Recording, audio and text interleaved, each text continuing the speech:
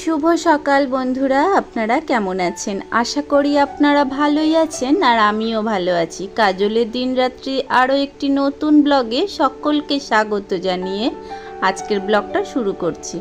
I hope ভিডিওটা ভালো লাগবে। সকালবেলা একটু লেট হয়ে গেল ঘুম থেকে উঠতে, আর ঘুম থেকে উঠেই আগে আমি আমার মেয়ের খাবারটা বানিয়ে নিচ্ছি কারণ ও যাবে স্কুলে। কাল থেকে ওদের স্কুল ওপেন হয়েছে, তো গরমের ছুটির পরে ও আজকে স্কুলে যাবে। স্কুলে যাওয়ার জন্য তাড়াতাড়ি করে ও ঘুম থেকে উঠে ব্রাশ করে নিয়েছে, আর আমি ওকে রেডি করিয়ে দিচ্ছি। কারণ ও এখনও ছোট, ও একা একা রেডি হতে পারে না। ওকে রেডি করিয়ে দিয়ে ওকে ইউনিফর্মটা পরিয়ে সুন্দর করে চুল বেঁধে রেডি করে দিয়েছি, আর ওর পাপা যাবে ওকে দিতে।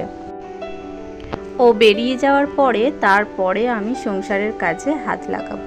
তো এদিকে ও মোটামুটি রেডি হয়ে গিয়েছে আর ও বেরিয়েও পড়েছে। তো ওকে টাটা বলে আমি এদিকে আমার কাজকর্মতে হাত লাগিয়েছি।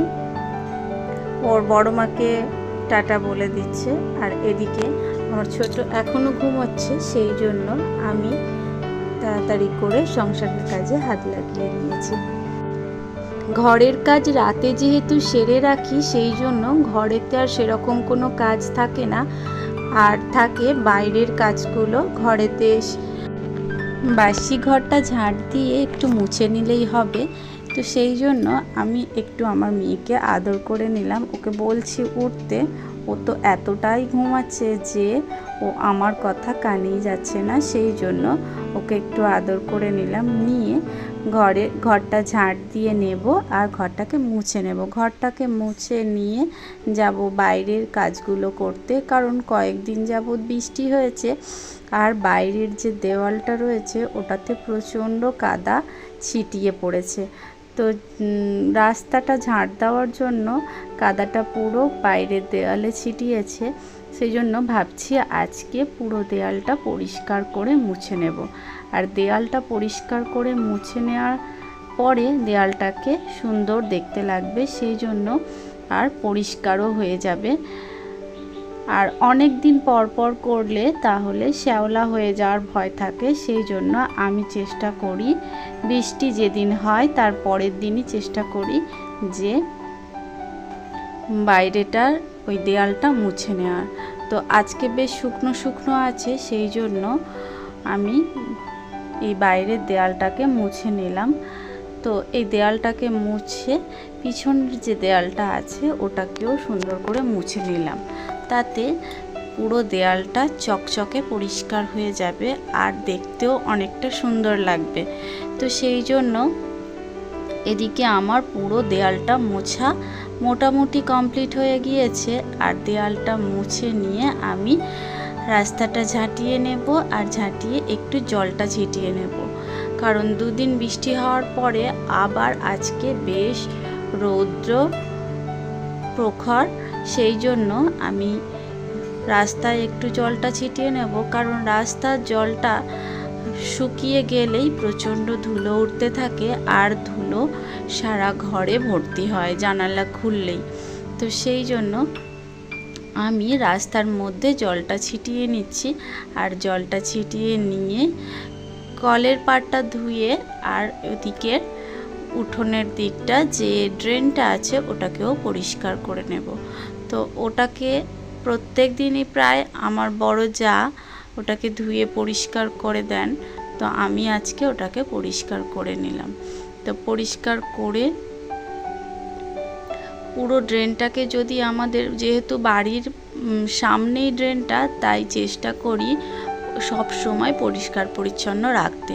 আর পরিষ্কার থাকলে বাড়ির মধ্যে দুর্গন্ধ, মাছি, মশা এগুলো হয় না, আর তাতে শরীর অসুস্থও হবে না। সেই জন্য ড্রেনটাকে সব সময় চেষ্টা করি পরিষ্কার করার। সেই ওদিকে আমার বাইরের কাজগুলো মোটামুটি সারা হয়ে গিয়েছে, আর স্নানটাও সেরে নিয়েছি। সেরে নিয়ে পুজোটাও দিয়ে নিলাম। তো আজকে প্রচুর ফুল ফুটেছিল, তো তো ফুলগুলো তুলে সুন্দর করে ঠাকুরকে সাজিয়ে ফুলটা দিয়ে নিলাম।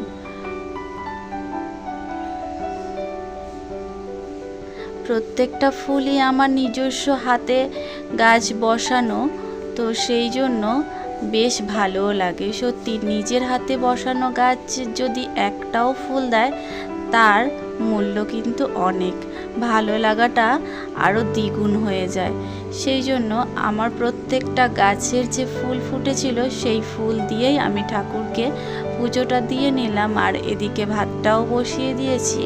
আর আজকে বানাবো পটল চিংড়ি, সেই জন্য এখানে পেঁয়াজ, আদা, রসুন, কাঁচা লঙ্কা, টমেটো দিয়ে পেস্টটাও বানিয়ে নিলাম।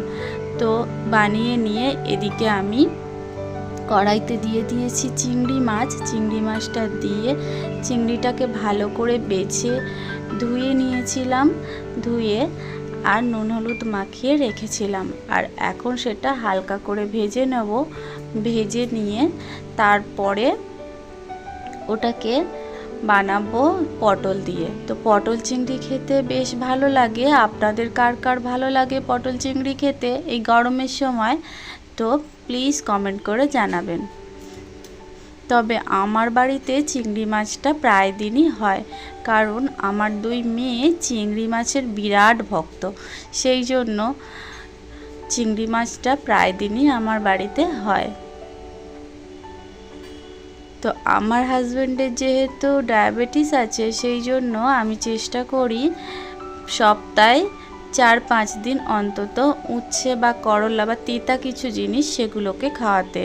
আর আপনারা তো জানেনই যে আমি মেথির জল করে হাজব্যান্ডকে দিই। মেথি ওভারনাইট ভিজিয়ে রেখে যদি সেই জলটাকে খাওয়া যায় তাহলে অনেকটাই উপকারিতা পাওয়া যায়। এখানে আমার রান্নাটা হয়ে গিয়েছে। আজকের ভিডিওটি এই পর্যন্ত। ভিডিওটি যদি একটুও ভালো লেগে থাকে ভিডিওটিতে একটি লাইক দিয়ে চ্যানেলটিকে সাবস্ক্রাইব করে সুন্দর একটি কমেন্ট করে পাশে থেকো। সবাই সুস্থ থেকো, ভালো থেকো আর সকলকে ভালো রেখো। দেখা হচ্ছে পরের একটি ভিডিওতে।